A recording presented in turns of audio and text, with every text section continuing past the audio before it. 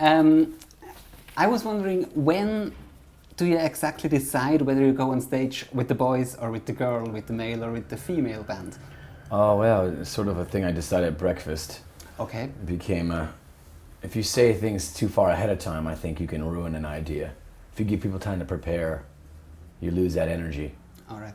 You know, if people have a schedule, it's the same reason it's not good to have a set list on stage, because if you see a list of songs, as a musician, you're playing drums, you're like, okay, we got that one next, and we got that one next, and you start, you know, psyching yourself into that. But to me, just call the songs out on stage. None of us, I don't even know what we're gonna play next, you know, until at that second. So the energy is fresh. You know? So you don't have a set list at all? No, haven't, and I haven't in any of my bands until like the very beginnings of my bands. We have them just at the beginning to get started, but it's the first thing I want to get rid of, because I want to have that energy to be fresh. How about the fee? Do you pay the musicians if they play or not? It doesn't matter? Yeah, well, they get paid no matter what, so that's the nice thing about it. So everyone feel a bit better about it. Do they want to play, or do they think, okay, 2 days off is a nice thing? Well, I don't know. I mean, some days I wish I had a day off. I wish someone else could take my place. You know, I mean, when you go out on the road, you kind of, when you play every night, and especially to play a different show every night like we do, sometimes you wake up and like, man, I just don't feel like playing today, but you got to do it, and it becomes a new challenge. You got to psych yourself into it. So I like that. I like that challenge. For me, it's hard to imagine, if I imagine standing on a stage, playing a song, I would think about what's the next song. And at this moment, I wouldn't be in this song I'm playing right now. When do you decide the next song without a set list? The crowd tells me. The crowd tells me what to do.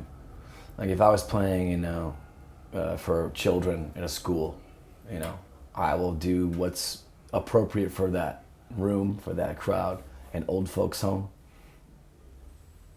you know, and in a crowd in a club, and also what kind of energy is. I mean, sometimes you walk into a club. You know, we were in a club yesterday in where were we? Lyon, France. You know, 2,000 people, but they were so quiet. It sounded like 50 people. You know, so I mean, they're kind of telling me what to do. They're telling me what to do. Like I either have a challenge to try to excite them, or to defy them. You know. Ignore that. You know, you're presented like that. If you go play a show in South America, for example, the energy is just insanity. They're so loud and crazy. It hurts your ears. They're so loud and screaming, so energetic. It's kind of tough to play a quiet song on the acoustic guitar in that environment, you know. So you just, it's a great thing to do, because having no set list, I'm definitely with the crowd. We're working together. I think a lot of people don't know that. I mean, when you go to a show, you're participating. You're not just watching it like it's a movie. It should be participation, almost like church, you know. And so I like that, and then to feed off of their ideas, it helps me. If a musician's putting out the record, the first thing we see is the album cover. So that vulture on your shoulder we see on Blunderbuss album, metaphorically speaking, is this the bird who is going to pick up the last dead pieces of rock and roll? Yeah, that's a good one. I like that. Well, yeah, I mean, vultures to me are just these beautiful birds. When I moved to Nashville, they're everywhere around where I live. I mean, you see them and they'll land on the house sometimes. And they're so gigantic. They're just massive birds. They're bigger than eagles. Okay. And but they represent death. I mean, they clean up. They're like the garbage collectors of the world. You know, they clean up all the dead bodies, and they're so associated with death. So when the artist Rob Jones showed me that idea, I thought this is really great, because it's sort of me making friends with death, making death a romantic thing in my own brain. You know. So I really liked it. It just sort of summed up the whole album for me. Let's step some years back. I read when you started playing the drums, you played along songs of Son House and Blind Willie McTell. I mean, these are songs sometimes without a drum part in it. So on one hand, it's logical to add a drum on it, but on the other hand, it's not the common way for an 11-year-old boy to learning how to play the drums. Well, you know, when you get through playing, you know, the Who and Led Zeppelin and the Yardbirds and all that, and you start digging deeper. You know, you go back to Howlin' Wolf and Muddy Waters and things like that. You know, where you just dig deeper as a musician, until you get back to acoustic blues almost. Who showed you those blues or those tunes? Well, I don't know. My brothers they were really into classic rock and roll bands, like, you know, Rolling Stones and Okay. and the Who. So we you know, you listen to those records a lot. But if you really love music, you just keep digging. You want to know where those guys listen to, what were their favorite bands, who were they into, and you get to the blues. The English bands love the blues. They resold the blues to the world. Exactly. Thankfully, thank God they did, because they kept it alive. You know, which is the most important form of music, I think. I think one of the coolest things about the music you do is listening to your music means not only listening to a great musician, it also means getting to know a person who's a huge music fan, like you told me. What was the most important discovery you ever made while your musical socialization? Of how the blues is everything. The blues is all kinds of music, modern pop music. I mean, Nicki Minaj right now, and Lil Wayne, that's blues music. And that's important to understand. It doesn't matter. Everyone has their own style of saying it, but it's still the same stories. And there's nothing wrong with that, you know. Whether it's fairy tales, it's still the same stories. Disney makes a new movie for children, but it's the same 1,000-year-old fairy tale. It's okay, it doesn't matter, because you're telling it with just a new style. The songs that I write or perform, it's just my way of doing it, you know. They're the same stories. I'm not going to pretend like I invented this story. You know, I don't think anybody else can either. You know, you can have a rap song nowadays that's totally about the rapper's individual, his life, but don't tell me that story is any different from Robert Johnson or Blind Willie McTell, and what they were saying about their own struggles. It's very similar, just a different style. You know. Different style and a different feeling in a different decade. Yeah, right. It's beautiful. You know, that's great. The blues had a baby and they called it rock and roll. That's a song by Muddy Waters, you probably know, I think. Yeah. Let's go a step further. If rock and roll got pregnant, how would you call the baby? Oh, it's hip hop, man. It's hip hop. Like that's definitely you know, breaking things down. You know, it goes in waves. Like things become complicated with big, you know, orchestras, and then it comes back down to really acoustic blues and one man versus the world, and back to big bands in the 40s, and then back to singers in the 50s, Patti Page, Elvis. And it gets simple, then it gets really complicated in progressive rock again, and it gets back down to punk rock, broken down again. Then, you know, pop music, then grunge, more simplified, more raw. Then it gets more FM radio and expanded, and then garage rock in the turn of the century. You know, the White Stripes, the Strokes, the Hives, you know, more broken down. It just goes in waves all the time like that. Hip hop is a broken down version of earlier music, you know, simple, a drum beat, a voice, just speaking, not singing. It's a broken down version of soul music in a way. Blues before that.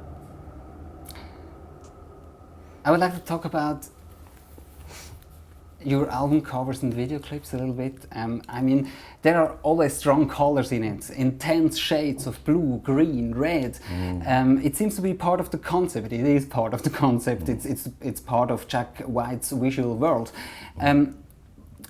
You had those color concepts from the early beginning on, I think, and you have it in everything you do.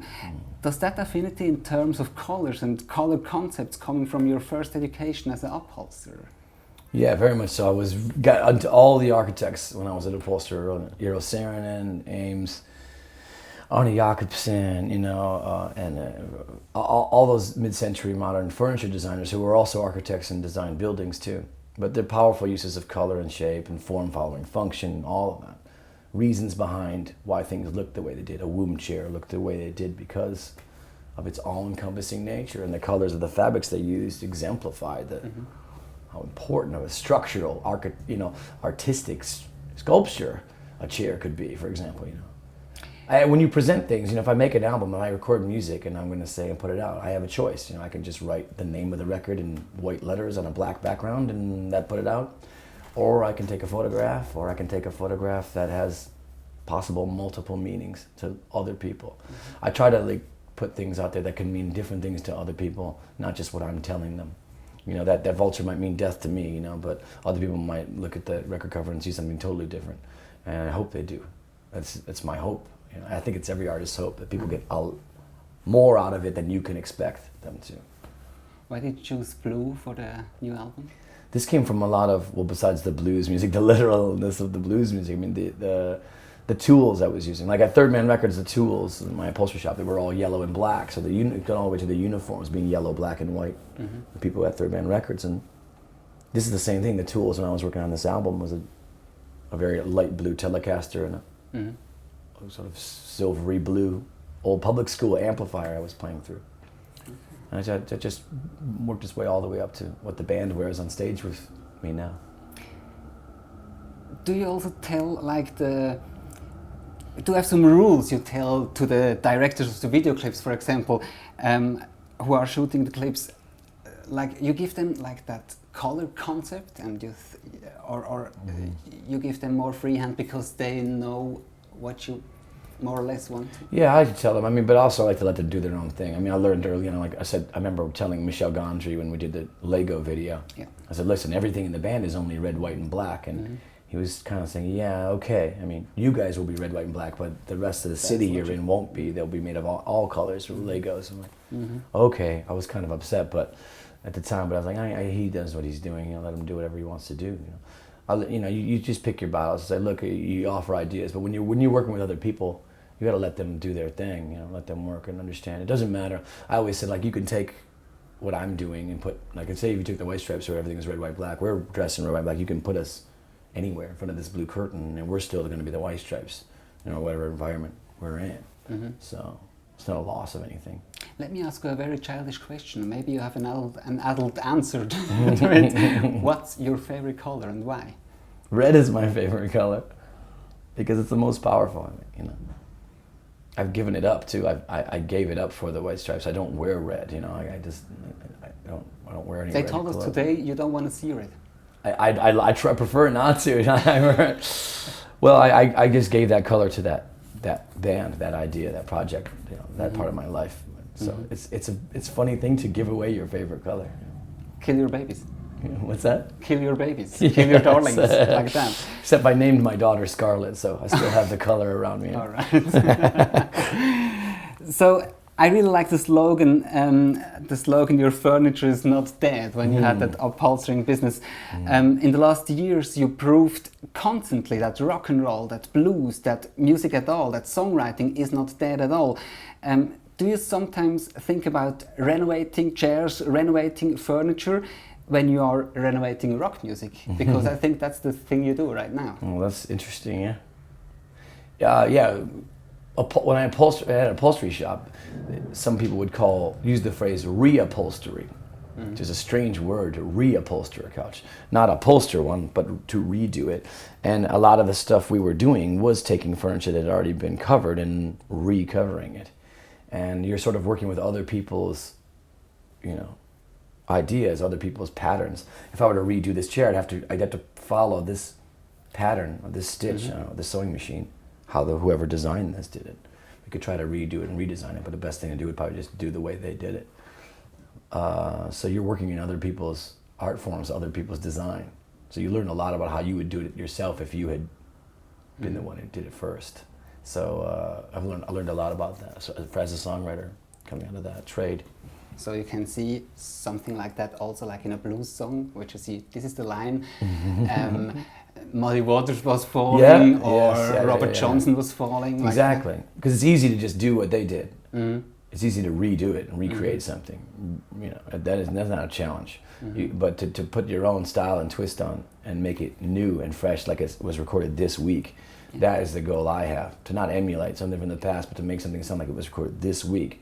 And if you can trick people into understanding that is also the blues, but it feels fresh and right now and not something recreated, then getting somewhere. I think that's what you did with like I'm Shaking, with this Little Willie John song. How did you discover this song and how did you work on it? I think you did it with a lot of respect, but also with a lot of coolness. I mean, that's the art. Thank you. That was the challenge. Yeah, someone left a CD, a mix CD at my house. It was like Detroit Soul. I don't know who left it there, but the first song in there was I'm Shaking, Little Willie John.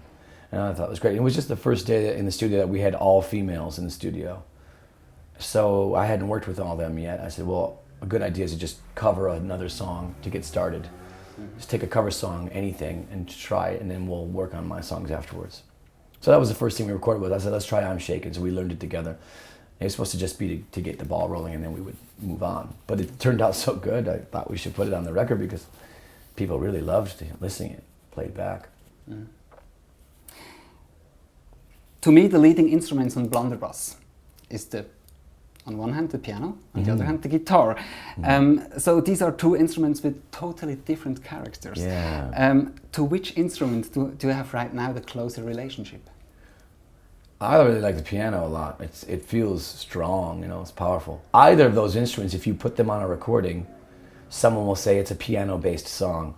Like I could have, you know, 16-piece orchestra, clarinets, and, you know, horns, trumpets, and all that stuff. And if you put a piano on there, people will say it's a piano-based song, even if you add it at the end. Same thing with the guitar. Those two instruments are so powerful, they just take over. They become the lead. So you have to be careful with them, you know. A lot of time, when this first album came out, when the album first came out, people were saying, "Oh, most of it's piano. It's like a piano-based album." Like, I don't know what you're talking about. Like, a lot of these songs have guitar solos and are guitar-based songs. They started on guitar, so, but people heard piano in there, so they changed their mind about it. It's funny. I love that. That's great. You said once making music to you is like leading a war, something like that. These are strong words, I think. Are you talking about making music, or is this sentence in terms of the music business?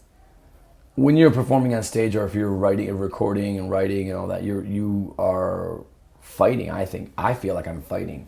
I'm fighting restrictions, challenges every 5 seconds, and preconceptions, fighting yourself, trying to come up with something from yourself that you haven't done before. All of it is struggle and fight, and I think that's the best music, the best art that we love, the best films. Art comes from struggle. It has to. It's not an easy thing. It's not about taking it easy. You know, it's not about getting to a point in your life as an artist where you just get to wake up and have a nice coffee and start painting and look at a beautiful ocean view. That's not art. It's not struggle. So that's what I'm always doing, is trying to create fights, get involved in battles like that.